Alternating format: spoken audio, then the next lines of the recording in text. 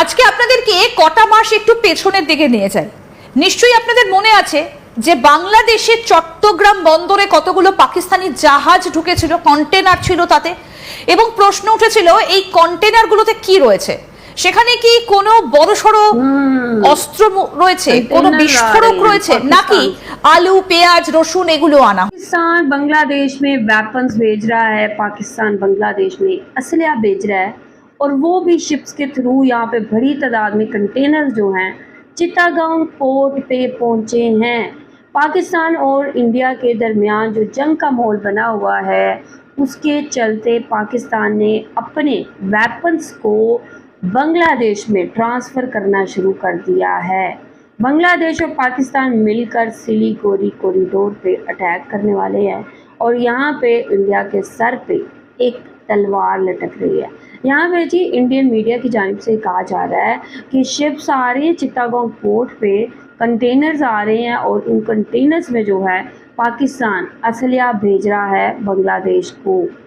ये एक बहुत अहम किस्म की बात है जो Indian media, West Bengal media की जानिब से की जा रही है कि इन कंटेनर्स में प्याज आलू टमाटर तो नहीं हो सकते। तो यहाँ पे ये ठीक है अंदाज़ा लगाया जा रहा है कि प्रोबेबली इसमें जो है असलहा और वेपन्स पाकिस्तान बांग्लादेश को भेज रहा है, ताकि जो भी आगे प्लानिंग है उसको ठीक है डन किया जा सके। मतलब अभी आप लोगों के साथ पहले मैं रिपोर्ट शेयर करती हूँ, फिर मैं इस पर मज़ीद बात करने वाली हूँ।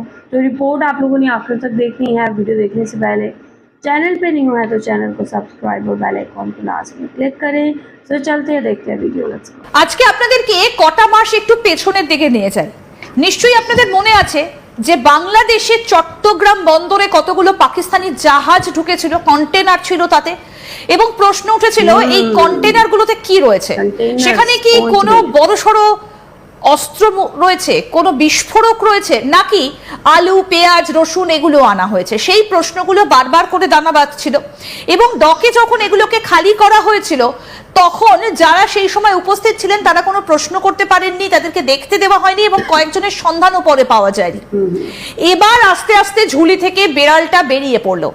আজকে আপনাদেরকে আমরা দেখাবো যে একদম পরিষ্কার বলা রয়েছে পাকিস্তান থেকে বাংলাদেশে অস্ত্র এসেছে, এবং কবে সেই অস্ত্র এসেছে, কটা এসেছে, কোয়ান্টিটিতে কত, তার দাম কত, কতগুলো এসেছে, কি বা তার কার্যক্রম, এই সমস্ত কিছু আজকে আপনাদের সামনে আমরা তুলে ধরবো। এবং আমাদের কাছে রয়েছে সেই গোপন কাগজ যেখানে স্পষ্ট করে বলা হয়েছে যে পাকিস্তান থেকে কোন অস্ত্র কত দামে বাংলাদেশে ঢুকেছে। আমরা এই বিষয় নিয়ে কথা বলবো। আমাদের সঙ্গে রয়েছেন বাংলাদেশের বিশিষ্ট আইনজীবী নিঝুম মজুমদার। দাদা, আপনাকে স্বাগত জানাই আজ তাক বাংলায়। আমি আপনার কাছে শুরুতে যেটা জানতে চাইবো, তার মানে আমরা তো অনেক আলোচনা করেছি, দীর্ঘ আলোচনা, এবং সেখান থেকে স্পষ্ট হচ্ছে তার মানে যে কন্টেনারগুলো চিটাগাঙে এসেছিল বা চট্টগ্রামে এসেছিল, তার মানে সেই কন্টেনারগুলোতে অস্ত্রই ছিল। অস্ত্র এক্সপ্লোসিভ ছিল, সেগুলো নিয়ে আমার অন্তত পক্ষে কোনো রকমের সন্দেহ নেই।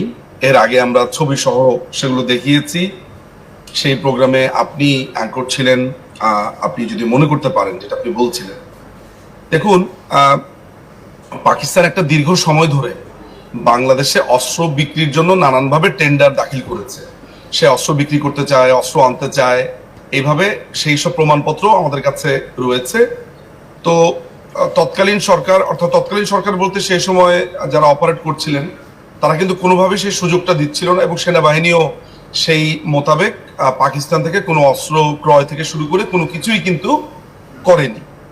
কিন্তু 5ই আগস্টের পরে যখন এই অবৈধ দখলদার বাহিনী ক্ষমতা দখল করলো, এই টোকাইরা যখন ক্ষমতায় চলে আসলো, তখনই পাকিস্তান থেকে ওই যে আপনার এই অস্ত্রগুলো বিক্রি করতে তারা চেয়েছিল, সেগুলোর শিপমেন্ট কিন্তু চলে আসলো, এবং সেটা সবার অগোচর। একদম দাদা, আমরা ধরে ধরে সেই কাগজগুলো বরং দেখাই। আমি প্রথম 1 নম্বর যে গ্রাফিক্সটা রয়েছে সেটা দেখাই, যে পাকিস্তান থেকে কি এসেছে বাংলাদেশে। দেখুন, এই ডাউটসন্স আর্মারি প্রাইভেট লিমিটেড।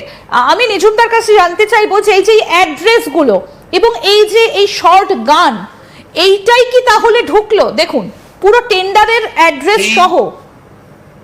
এই দাউদসনের এই দাউদসন যারা আছে এরা কিন্তু সেনাবাহিনীর সাথে এক ধরনের নিবিড় সম্পর্ক তাদের হয়েছে। তারা কিন্তু শুধু শর্টগান না, অনেক ধরনের তারা তারা মূলত অস্ত্র ক্রয় বিক্রয় করে, এবং এই দাউদসনের লোকেরাই আপনার এই যে এখন যে লোকটা আছে অ্যাম্বাসেডর হিসেবে সৈয়দ মারুফ, এই সৈয়দ মারুফ আপনার, আমার মনে আছে সৈয়দ আহমেদ মারুফ তার নাম, আমার মনে আছে গত বছরের নভেম্বরের মাঝামাঝি সময়ে সে তখন বেশ উচ্ছ্বাসিত ছিল যে বাংলাদেশের সাথে আপনার জাহাজ পরিষেবা শুরু হয়েছে, জাহাজ চলাচল শুরু হয়েছে। এটা নিয়ে তার উচ্ছ্বাসিত বক্তব্য এবং নানান ধরনের একদম দাদা, আপনি আমাদের সঙ্গে থাকুন। কি কি বানায় এবং কি লেখা রয়েছে একটু পড়ে শোনাই। দাউদসন আর্মারি private limited, plot number 27।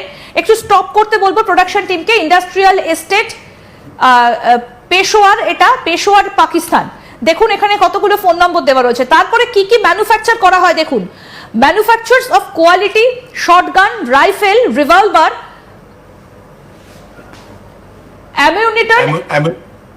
ammunition and defense weapons, importers, exporters, government contractor, dealers in arms and ammunition, made in Pakistan, estate 19 স্পষ্ট করে বোঝা যাচ্ছে না, 1953 তারা এস্টাবলিশ করেছে। মানে এরা কি কি বানায় এবং এটা গভর্নমেন্ট কন্ট্রাক্টর, মানে একেবারে সরকারি লেটার হেডে। একদম একদম।